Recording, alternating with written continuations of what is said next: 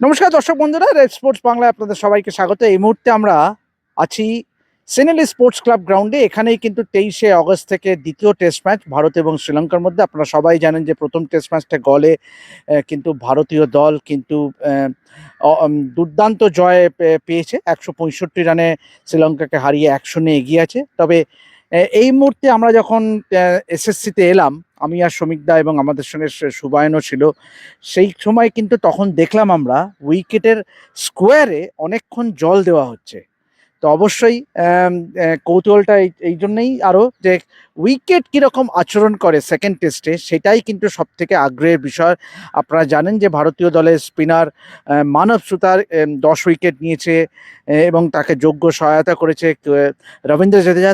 সেই সঙ্গে আমরা এই ভিডিওতে আমরা একটু আলোচনা করব যে Kuldeep Yadav should he keep his place in the playing 11 for second test, নাকি না সারাংশ যাদবের মতন, সারাংশ জৈনের মতন অফ স্পিনারকে আমরা দেখতে পাবো। শ্রমিক দা, প্রথমেই তোমার কাছে আসবো, কি মনে হলো উইকেটটা একটু ব্রাউনিশ আমরা লাগলো, তো will it be another batting friendly wicket?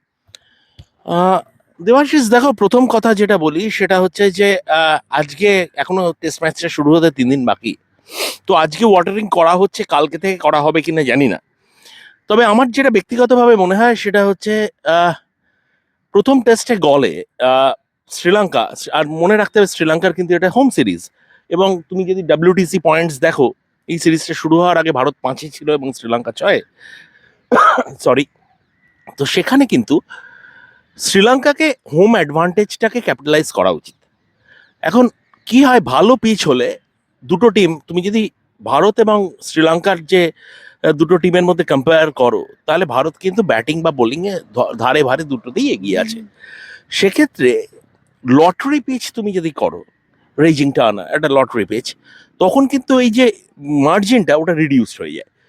তো আমরা দেখেছি ভারত যে ঘরে মানে হোম সিরিজে দুটো হোয়াইট ওয়াশ সাফার করেছে, একটা নিউজিল্যান্ড এবং একটা সাউথ আফ্রিকা।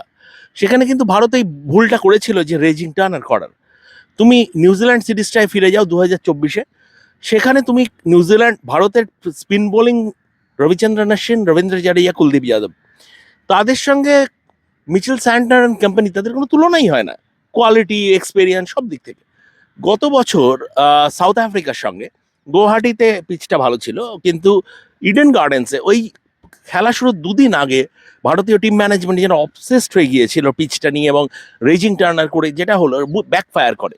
সাইমন হারমান মানে তুমি আবার দেখো, রবীন্দ্র জাদেজা, কুলদীপ যাদব, ওয়াশিংটন সুন্দর, এই স্পিন কম্বিনেশনের সঙ্গে সাইমন হারমারদের কিন্তু কোনো তুলনা হয় না অন পেপার। কিন্তু এই যে মার্জিনটা রিডিউসড হয়ে গেলে তখন কিন্তু এই তারতম্যটা কমে যায়। তো সেইটাই শ্রীলঙ্কার একমাত্র উপায় আমার মনে হয়, যে একদম লটারি পিচ রেজিং টার্নার। কারণ আমি ভালো পিচ করেও হেরেছি, ভালো পিচ করে India have batted us out from the game.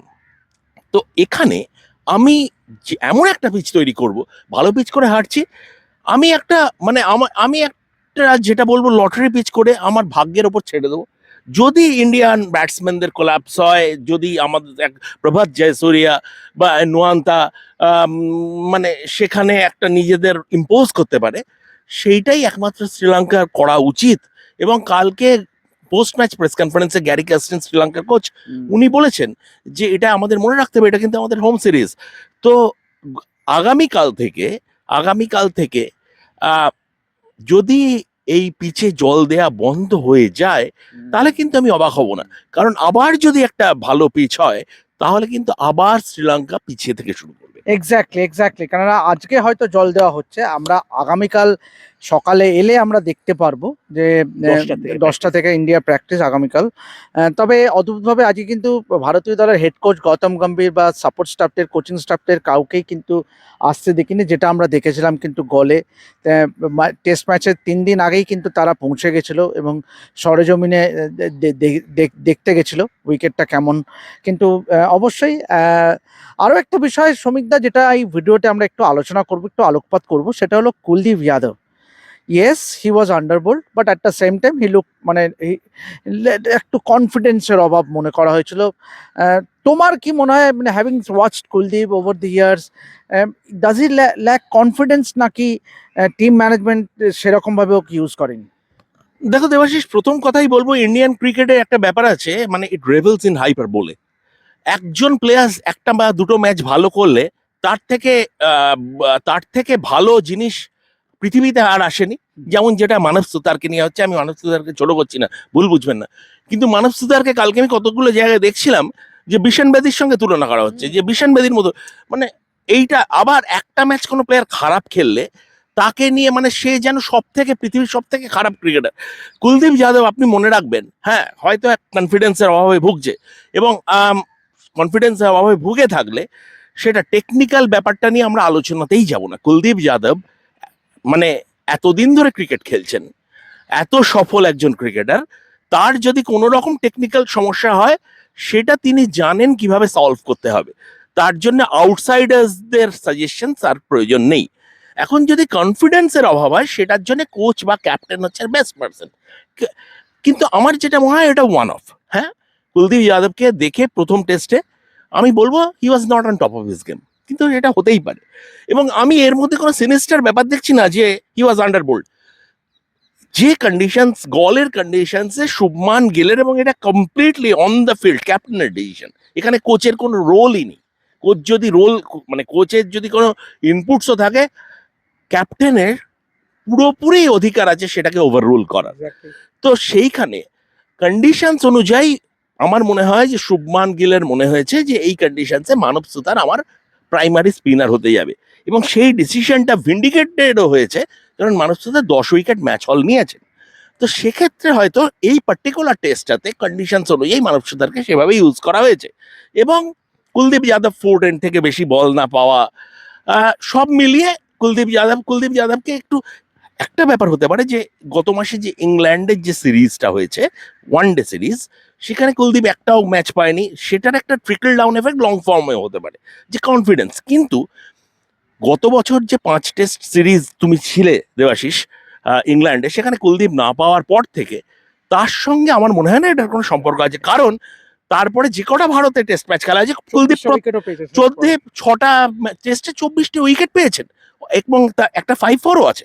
অতএব এটা জাস্ট একটা ওয়ান অফ আমার মনে হয়। এবং কালকে আমি নরেন্দ্র হিরওয়ানির সঙ্গে কথা বলছি না, উনিও বলছেন যে আমি বিশ্বাস করি এসএসসিতে আবার মানে স্বমহিমায় কুলদীপকে দেখা যাবে।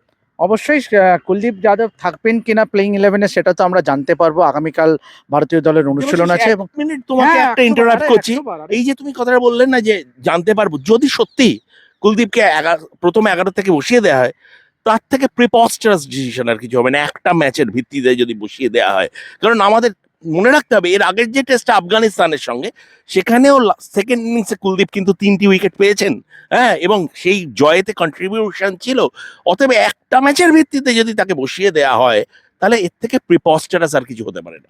এক্স্যাক্টলি, শ্রমিকদার বক্তব্য অনুযায়ী যে Kuldeep Yadav should deserve another opportunity, কারণ given the way he has performed over the years. কিন্তু টিম ম্যানেজমেন্টের সেই আত্মবিশ্বাস আছে কিনা কুলদীপের ওপর, সেটা আমরা জানতে পারবো আগামী দুদিনে। কেননা অবশ্যই 23 তারিখ থেকে টেস্ট ম্যাচ। তো এভাবেই দেখতে থাকুন রেপ স্পোর্টস বাংলা, এবং অবশ্যই আমরা কালকে এসএসসিতে হাজির থাকবো। কালকে ভারতীয় দলের প্রথম প্র্যাকটিস সেশন, ম্যাচ ডে -2, এবং কালকে উইকেট নিয়ে কি গৌতম গম্ভীররা কি আলোচনা করে না করে, বা কে কতক্ষণ বোলিং করলো, সারাংশ জেনকে আদৌ সুযোগ পাওয়ার একটা সম্ভাবনা তৈরি হচ্ছে নাকি, বা কুলদীপকে নিয়ে টিম ম্যানেজমেন্ট কি, সমস্ত কিছু সবিস্তারে আপনাদের সামনে আমরা তুলে ধরবো। একটি কথা আমাদের শেষ করার আগে একটা কথা দেবাশিস বলি, আমাদের মনে হয় দর্শকদের একটা মনে করিয়ে দেওয়ার একটা আমাদের দায়িত্ব আছে, যে সমস্ত কিছুর মধ্যে না আমি দেখছি অফ লেট ভারতীয় ক্রিকেট হয়েছে, সব কিছুর মধ্যে একটা কনস্পিরেসি থিওরি খুঁজে পাওয়ার চেষ্টা হচ্ছে। এটা সোশ্যাল মিডিয়ার জন্যই বেশি হচ্ছে, হয়তো সোশ্যাল মিডিয়াতেই এই ব্যাপারটা হয়। এর আগেও কিন্তু এই মানে তুমি শুভমান গিল বা গৌতম গম্ভীর নয়, তুমি তো এত টেস্ট বিদেশে কভার করেছো, বিদেশে খেলা হলেই রবিচন্দ্রন অশ্বিনের মতো বোলারকে বসিয়ে দেওয়া হতো, কারণ একজনের বেশি স্পিনার সেখানে, যেহেতু Rabindra Jadeja is a better batsman, সেই অপশনটা সেটা রাহুল দ্রাবিড় যখন করছিল, করা হয়েছে, একদম, রবি শাস্ত্রী যখন একদম, করছিল করা একদম, হয়েছে। একদম। তো তো তাই আমার মনে হয় সবকিছুর মধ্যে এই যে সোশ্যাল মিডিয়ার ফলেই এটা হচ্ছে, সবকিছুর মধ্যে কনস্পিরেসি থিওরিটা খুঁজতে যাবেন না। একদম। আমরা অন দ্যাট নোট আমরা এখানেই এই ভিডিওটা শেষ করছি, আর দেখা হবে আগামীকাল আবারও নতুন ভিডিওতে, এবং অবশ্যই যাবতীয় আপডেট ভারতীয় দলের অনুষ্ঠান ঘিরে সব থাকবে আমাদের এই ভিডিওতে। আমি আর শ্রমিকদা আবারও আপনারা চলে আসবো। তো অবশ্যই রেড স্পোর্টস বাংলা দেখতে থাকুন। আপনারা জানেন যে আজকে ব্রাজিলের প্রতিনিধি দল তারা কিন্তু কলকাতায় চলে এসছেন, তারা কিন্তু সরজমিনে যুবভারতীতে গিয়েছিল to have an inspection, training facility, যুবভারতীর মাঠ, হোটেল। তো 3 তারিখ, তো অবশ্যই আর আর কয়েকদিনের অপেক্ষা। তো অন দ্যাট নোট এভাবেই দেখতে থাকুন রেড স্পোর্টস বাংলা, এবং যাবতীয় খেলাধুলার খবরের জন্য চোখ রাখুন আমাদের চ্যানেলে। এই ভিডিওটা ভালো লাগলে অবশ্যই লাইক, শেয়ার, সাবস্ক্রাইব করতে ভুলবেন না, এবং বরাবর যেটা বলে থাকি যে নোটিফিকেশন বেলটা ক্লিক করুন to get all the updates of আর লেটেস্ট ভিডিওস। তো আমি আর শ্রমিকদা আমরা আপাতত সাইন অফ করছি সেনেলি স্পোর্টস ক্লাব গ্রাউন্ড থেকে। দেখা হবে আগামীকাল। নমস্কার। আপনারা যদি মাল্টি স্পোর্ট কাভারেজ দেখতে চান বা ফলো করেন, তাহলে কিন্তু একটাই ডেস্টিনেশন, রেড স্পোর্টস। আমার বলতে দ্বিধা নেই যে বোধহয় আপনারা জেনে গেছেন, সেটা প্যারিস হোক, গ্লাসগো হোক, ইংল্যান্ড হোক, অস্ট্রেলিয়া হোক, ক্রিকেট হোক, উইমেন্স ক্রিকেট হোক, কমনওয়েলথ গেমস হোক, এশিয়ান গেমস হোক, অলিম্পিক্স হোক, আমরা কিন্তু সব জায়গায় থাকবো এবং আপনাদের জন্য অন গ্রাউন্ড কাভারেজ নিয়ে পৌঁছে যাব। তাই একটাই কাজ করুন, লাইক, শেয়ার আর সাবস্ক্রাইব করে দিন, আর নোটিফিকেশান বেলটা বাজিয়ে দিন। তাহলেই আপনাদের একদম ঘরে পৌঁছে যাবে বেস্ট অলিম্পিক এবং ক্রিকেটের coverage. Like, share and subscribe red sports Bangla.